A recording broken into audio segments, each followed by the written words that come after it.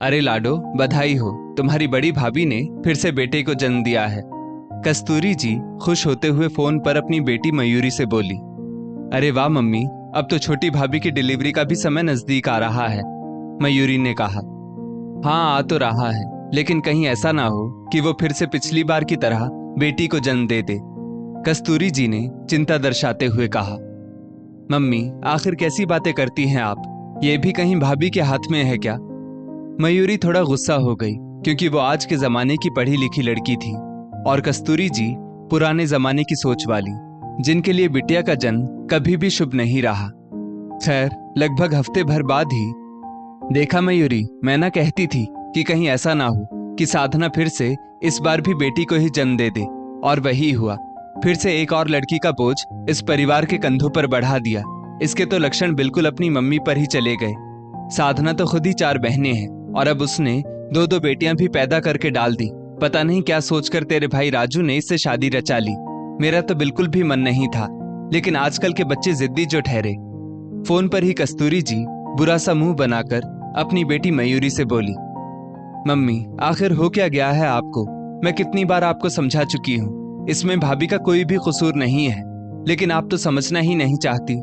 पोते की खबर आपने मुझको इतना खुश होकर सुनाई और पोती में आपने मुंह बना लिया।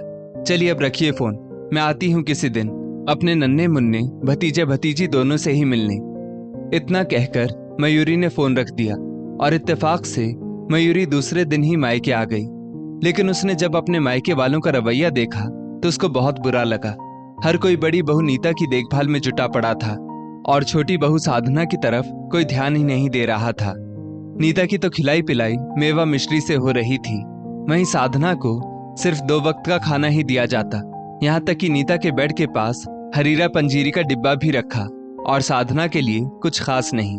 और तो और सबके सब मिलकर साधना को दूसरी बेटी को जन्म देने के लिए दोषी भी मान रहे थे। दादी, पापा, मम्मी, यहाँ तक कि साधना का पति राजू भी बेटी के जन्म के लिए साधना को ही जिम्मेदार मान रहा था। ये बात मयूरी को तो बहुत नागवार गुजरी, क्योंकि वो साइंस साइड से पढ़ी हुई थी और ये बात अच्छी तरह से जानती थी कि बेटी या बेटे के जन्म के लिए स्त्री नहीं पुरुष जिम्मेदार होता है। आज उसने अपनी भाभी के लिए आवाज उठाने की ठान ही ली और जब रात में सब लोग एक साथ बैठे खाना खा रहे थे, तभी मयूरी बोली, आप लोग छोटी भाभी को बेटी होने के लिए जिम्मेदार क्यों मान रहे हैं? ये तो साइंस ने भी साबित कर दिया है कि बेटा या बेटी होना सिर्फ और सिर्फ पुरुष पर ही निर्भर करता है। तो फिर सारी उंगलियां भाभी की ही तरफ क्यों, भैया की तरफ क्यों नहीं? अफसोस कि भैया भी भाभी को ही बेटी को जन्म देने के लिए जिम्मेदार मान रहे हैं। मैं आप सभी लोगों से पूछती हूँ कि अगर बेटी हो भी गई तो उसमें क्या बुराई है? बेटियां ही तो इस सृष्टि की सृजन करता है। दादी, अगर आप नहीं होती तो पापा और बुआ कहाँ से आते? मम्मी, अगर आप नहीं होती तो मैं और दोनों भैया कहाँ से आते? और अगर बड़ी भाभी और छोटी भाभी नहीं होती तो उन दोनों के बच्चों की किलकारियां इस घर में कैसे गूंजती? मयूरी बोले जा रही थी और घर के सब लोग शर्मिंदा होकर चुपचाप उसकी बातें सुन रहे थे। सच्चाई तो वो भी जानते थे, लेकिन समाज हमेशा से ही स्त्री को बेटा बेटी के होने का जिम्मेदार मानकर प्रताड़ित करता चला आ रहा है। लेकिन आज मयूरी चुप ना रह सकी। अंदर कमरे में गोद में अपनी बेटी लेकर बैठी साधना साड़ी के पल्लू से अपने आंसू पोंछ रही थी कि कम से कम कोई तो उसके सम्मान को लेकर इस घर में आवाज उठा रहा था। बिल्कुल सही कह रही है मयूरी, आज के बाद छोटी बहू को कोई भी उल्टी सीधी नहीं सुनाएगा। मेरी भी तो मति मारी गई थी, जो एक स्त्री होकर भी दूसरी स्त्री का दर्द ना समझ सकी। मयूरी बेटा, मैं अभी के अभी छोटी बहू से अपने कृत्यों के लिए क्षमा मांगती हूँ और संकल्प लेती हूँ कि छोटी बहू की भी उतनी ही अच्छी तरह से देखभाल करूंगी जितनी की बड़ी बहू की।